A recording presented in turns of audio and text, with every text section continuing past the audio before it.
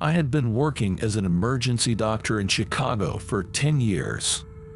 Over this time, I witnessed many situations, but one story will stay with me for life. We received a call on Clark Street around 2 in the morning.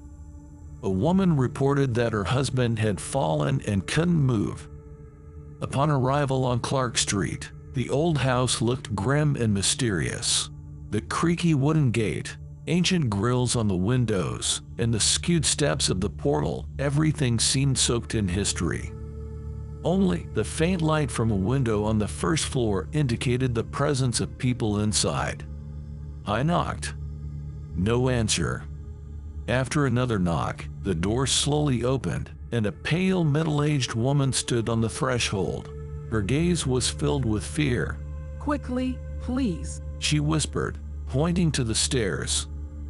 We rushed upstairs and found a man lying on the floor, with blood oozing from his head. The atmosphere was tense. On the wall hung an antique mirror with wooden carving, which, she claimed, was bought at a flea market on Waverly Avenue.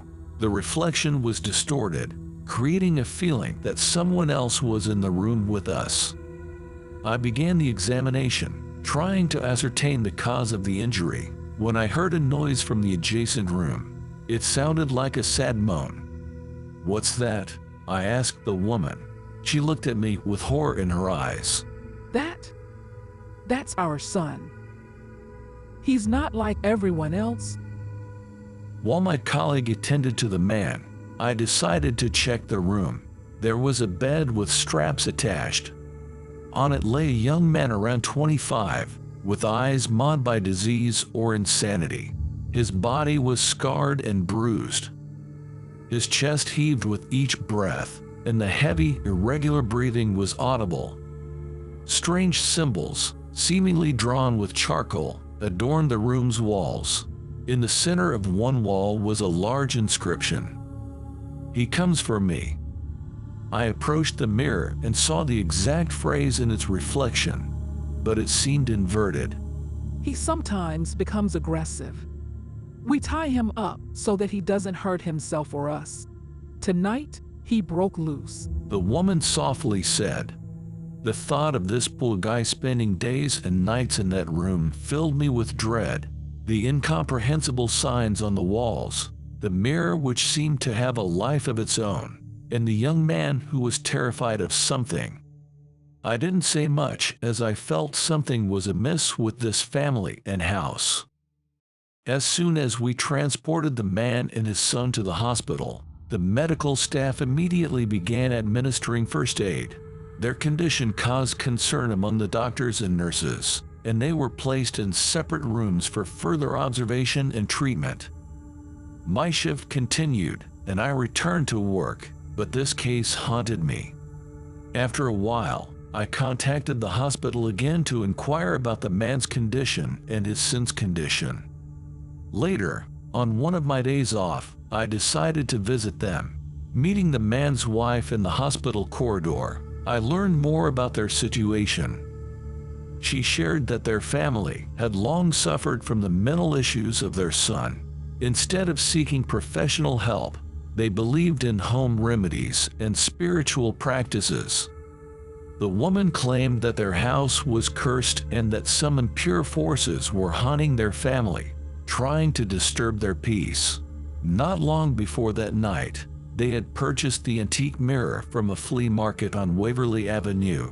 After this purchase, strange events began happening more frequently.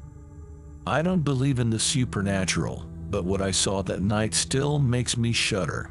Whenever I pass by that house on Clark Street, I always get chills from the memories of that night.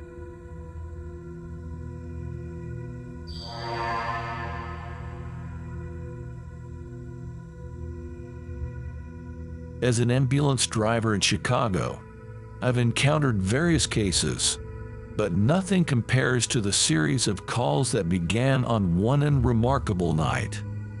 At 3:15 a.m., we received a call from a woman named Martha. She reported severe chest pain and difficulty in breathing. When we arrived at the specified address, 56 Elmwood Avenue, Martha greeted us at the door, appearing healthy and not having any breathing issues. It was odd, but we checked her vital signs and everything was fine. We returned to our vehicle and headed back to base. The following night, precisely at 3:15 a.m., the phone rang again. It was Martha once more. She reported having a high fever and cough.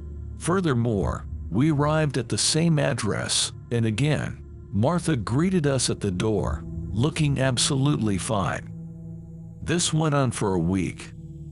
Every night, the same call at 3:15 a.m. Each time different symptoms, and each time Martha greeted us at the door, being perfectly fine. I started getting anxious. What was happening with this woman? Why was she calling us every time? We discussed this issue with our supervisor, but he said we must continue to respond to the calls, even if they could be false alarms. On the 8th night, precisely at 3:15 a.m., we received a call from Martha again, but now her voice sounded weak and filled with horror. She was complaining about unbearable abdominal pain. Speed was crucial, and we hurried to the given address. However, this time the door was locked. We knocked several times, but there was no response. Concern turned into fear. We had no other option but to break down the door to check on Martha. Upon entering, we found Martha unconscious on the bathroom floor. Quickly assessing the situation, we began administering first aid and immediately transported her to the nearest hospital. The doctors informed us that she had an acute abdominal hemorrhage. Her condition was extremely critical due to significant blood loss. I waited in the hallway, revisiting every detail of what had occurred. Time felt endless until the doctor came out with updated information. He informed us that Martha had died without regaining consciousness. It was depressing, but the real shock came next. One of the investigating police officers approached me and said they couldn't find any records of Martha's existence. No family, no friends, no work colleagues. Even her name wasn't registered in the local population databases. It was as if she was a ghost. It made no sense. I had spoken to her on the phone every night. Stunned, I was heading back to my base, but along the way, I decided to check that house again. Upon entering, I discovered that the apartment was completely empty, without a trace of someone living there. But the most horrifying part was a picture of Martha on the wall with a death date that was familiar to me. It was the date of her first call to us, 2 weeks ago.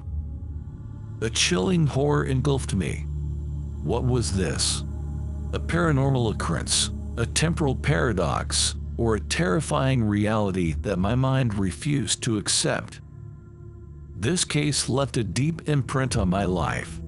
And every time I hear a call during the night shift, I get uneasy, as I never know what awaits me on the other end of the line.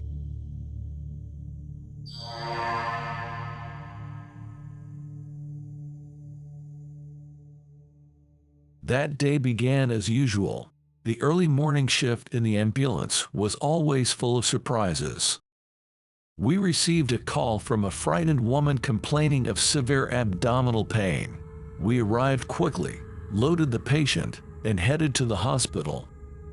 The stress and tension of the shift made us forget to check the vehicle before entering the hospital. As soon as we handed the patient over to our colleagues, our driver noticed that there was another patient left in the car. At first, I thought it was a joke, but when we returned to the vehicle, I saw him. The man was sitting on the patient bench, his eyes wide open, and his gaze was motionless. We quickly opened the door and tried to talk to him, but he just stared at us, unblinking. His gaze was clear, but at the same time, somewhat absent. It was extraordinary. We checked his vital signs. Everything was okay, but his still gaze and lack of any response to our questions were alarming. We immediately took him back to the hospital. While the doctors examined him, I tried to recall where he came from, but I had no memories of how we loaded him into the car. It was impossible. How could we forget about a patient? Everyone in the hospital was bewildered. No one knew who this man was and where he came from. His data was missing from our system, and he didn't respond to questions. We tried to figure out what happened, but to no avail. A few hours after the examination, the doctors saw that the man began to move slowly. He looked at us with a mixed expression of surprise and horror. At first, he couldn't speak, but after a few minutes, he started to utter words slowly. He told us an incredible story. He said he had come to the hospital to visit his sick mother, but suddenly found himself in our car. He couldn't remember how it happened and couldn't explain why he was in such a strange state. He only remembered that he felt exhausted and decided to sleep in the ambulance, not waiting for our return. This story upset all of us. But it became even stranger when we found out that his mother had died several years ago, and there were no records of his visit to the hospital. He was completely sure of his words and continued to assert that he had come to visit his mother. The hospital doctors decided to keep him under observation until what had happened was clear. However, the following day, the man disappeared. His bed was neatly made, and no one saw him again. This became one of the unsolved mysteries in my career, a story that left me with many questions and no answers. What was reality and what was illusion? I never understood. This story reminded me that medicine always has room for the unknown, and sometimes the truth can be stranger than fiction.